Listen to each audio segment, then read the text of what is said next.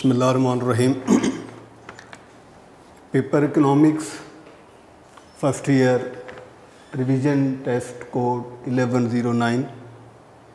अदारे ने अब आपके लिए एक स्पेशल टेस्ट सेशन का आगाज़ किया है ताकि आप अपने इम्तहानात के लिए भरपूर तैयारी कर सकें। 3 सेक्शन हैं इस टेस्ट के। पहले हम MCQ सॉल्व करेंगे, उसके बाद शॉर्ट हैं, शॉर्ट के बाद एक में लॉन्ग शामिल किया गया है। तो पहला MCQs है, according to Adam Smith economics is the science of. Adam Smith के मुताबिक इकोनॉमिक्स किस किस्म का इल्म है? रिसोर्सेज वसाइल का, वांट्स, बी ऑप्शन है हाजात का, सी वेल्थ और फोर्थ है वेलफेयर। तो इसमें पहला ऑप्शन, पहला जो MCQ है उसका सी ऑप्शन है, यानी कि economics is the science of wealth. Option compulsory, B option formal, C option optional और डी ऑप्शन है उसमें इम्पोर्टेंट। तो इसका राइट वन ऑप्शन ये है कि इकोनॉमिक्स, जी मैं दोबारा कर देता हूँ। सेकेंड MCQ है, इकोनॉमिक लॉज आर, यानी माशी कवानीन होते हैं, compulsory, B formal, C optional, D important. तो इसका दूसरे का ऑप्शन है C, economic laws are optional. Third है वांट्स आर, हाजात होती हैं, मैक्सिमम, मिनिमम, लिमिटेड और अनलिमिटेड। तो इकोनॉमिक वांट की ये प्रॉपर्टी है कि ये आर अनलिमिटेड। तो तीसरे MCQ का ऑप्शन है D, economic want are unlimited.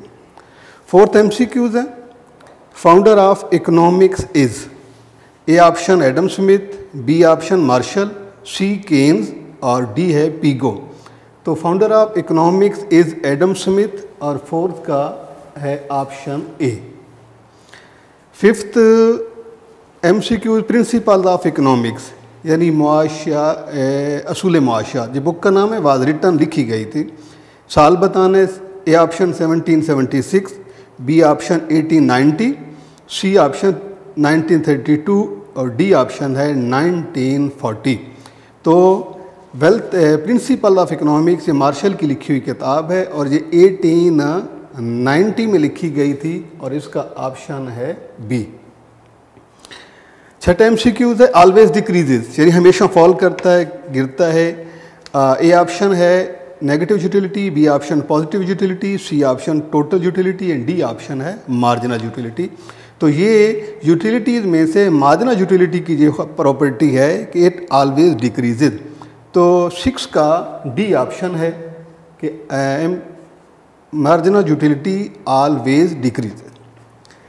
Next 7th MCQ है, power of good to satisfy human want, कि किसी चीज़ में ऐसी खसूसियत जिससे इंसानी ख्वाहिश पूरी होती है, उसका नाम है A option price, B option cost, C option utility और डी ऑप्शन है नॉन ऑफ दीज, यानी इसमें से कोई भी नहीं। तो power of good to satisfy human want is called utility, यानी सी ऑप्शन है 7 का कि power of good to satisfy human want is called utility. Next है 8, slope of total utility curve, TU, total utility curve का slope कैसे होती है, क्या किस तरह नौयत की होती है? ए ऑप्शन है positive, B option negative, C option vertical और डी ऑप्शन है फॉल्स आफ्टर राइजिंग, यानी ये जो है ये ऊपर जाने के बाद ये फिर फॉल करता है। तो D8 का डी ऑप्शन है।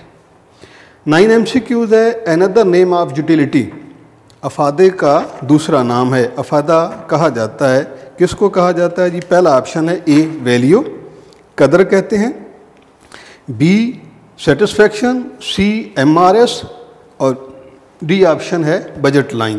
तो another name of utility is called satisfaction, यानी ये आपका बी ऑप्शन है।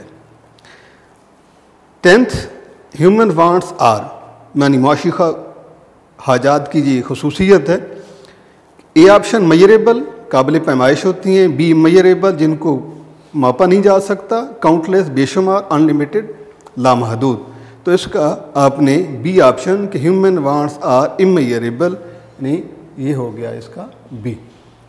इसके बाद ये दूसरा MCQ शॉर्ट का पोर्शन है और इसमें 10 शॉर्ट इसमें पूछे गए हैं। ये आपको सबसे पहला जो है वो है जी इकोनॉमिक लॉज डिफाइन। हर सब्जेक्ट के कुछ लॉज होते हैं, कुछ रूल्स एंड रेगुलेशन होती हैं जिस पर वो सब्जेक्ट बेस करता है। इसी तरह इकोनॉमिक्स में भी जो है ये कुछ लॉज हैं जिन्हें हम इकोनॉमिक लॉज कहते हैं। इसकी सिर्फ जो है इसको डिफाइन करना है, यानी इसकी डेफिनेशन जो है उसमें आपने लिखनी है। इससे आपका 2 नंबर का सवाल पूरा हो जाएगा। सेकंड है प्रोडक्शन ऑफ वेल्थ के ये सेकंड शॉर्ट है प्रोडक्शन ऑफ वेल्थ। तो इसकी डेफिनेशन ये है जी कि to produce goods and services by combining 4 factors of production is known as production of wealth and these factors of production are 4 following land, labour, capital और organisation. तीसरा short है define luxuries तईशात। Human wants को अगर हम उसके rank बनाते हैं तो ये 3 हिस्सों में उसको तकसीम करते हैं, बेसिक नीड, कंफर्ट्स और लग्जरीज। लग्जरीज बेसिकली ये ह्यूमन वांट्स होती हैं जो लग्जरियस लाइफ का काज होती हैं, जिससे मसलन एयर सर्विस है, एयर ट्रैवलिंग है, बिग कार, बिग हाउस, ये वो ह्यूमन वांट्स हैं जिनको लग्जरीज कहा जाता है। उसके बाद फोर्थ है कि what is economic problem. Economic problem को हमने डिफाइन करना है। इकोनॉमिक प्रॉब्लम बेसिकली होता क्या है? We know that human wants are limited, so human wants are unlimited and human resources are limited. अब इस बेस पर कि जब इंसान के रिसोर्सेज कम होते हैं, उसकी वांट्स ज़्यादा होती हैं, तो उसे जिस प्रॉब्लम को फेस करना पड़ता है उसे हम इकोनॉमिक प्रॉब्लम कहते हैं। उसके बाद नेक्स्ट है कि define marginal utility. Marginal utility मुख्ततिम अफादा। यूटिलिटी का मतलब होता है सेटिस्फैक्शन, मार्जिनल का मतलब होता है एडिशनल, नेक्स्ट।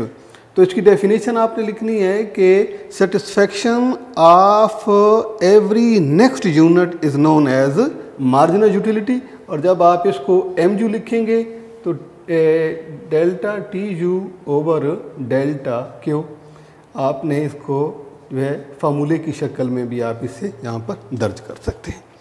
उसके बाद नेक्स्ट शॉर्ट है कि define consumer's equilibrium. Consumer's equilibrium को डिफाइन करना है। Consumer's objective is to attain to get maximum satisfaction और the situation in which consumer is totally satisfied and he has attain maximum satisfaction with his availed resources.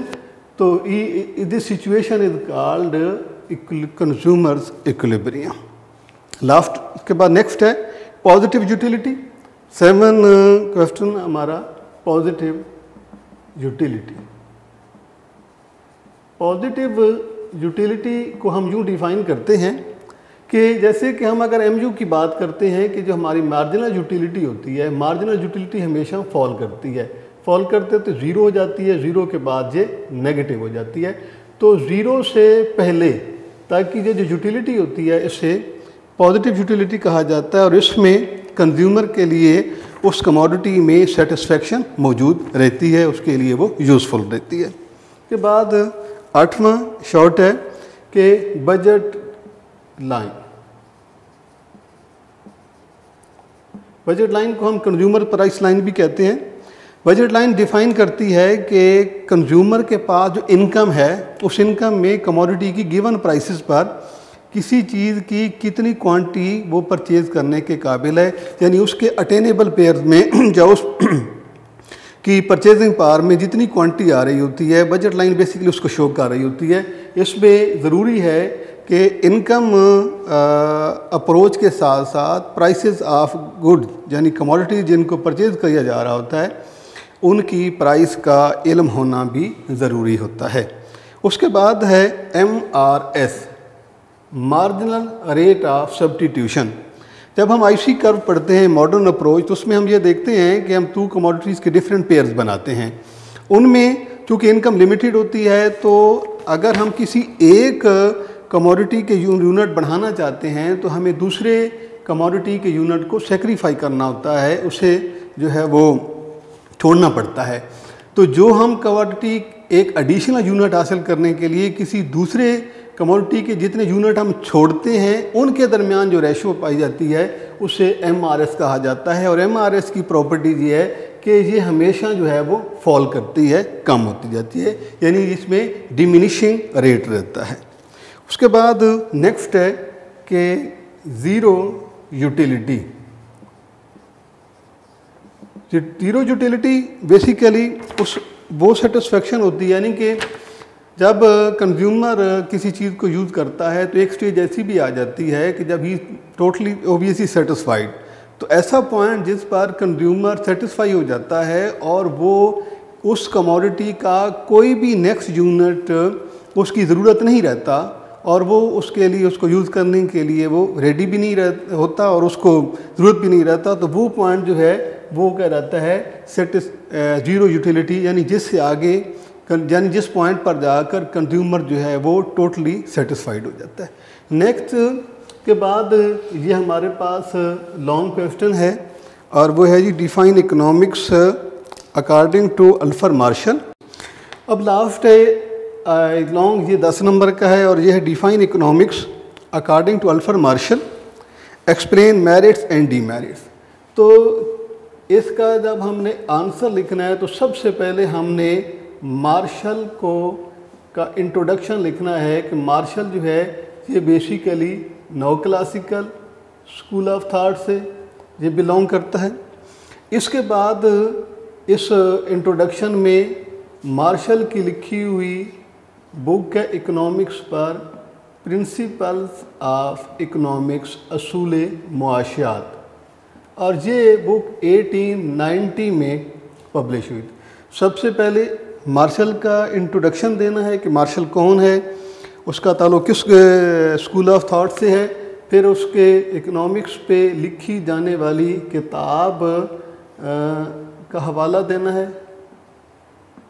Principles of economics, ये book का नाम, साल मैंने आपके सामने लिख दिया 1890। इस बुक में मार्शल की जानिब से दी गई इकोनॉमिक की डेफिनेशन लिखनी है कि उस डेफिनेशन के बाद अगला नेक्स्ट आंसर आपका ये होगा कि आपने इस मार्शल अप्रोच की कुछ पॉजिटिव पॉइंट लिखने हैं, मेरिट्स लिखने हैं, और उसके बाद इसमें जो खामियां यानी डीमेरिट्स पाई जाती हैं पहले ये एक्सप्लेन हो जाएंगे, उसके बाद के ये आपका क्वेश्चन वाइंड अप हो जाए।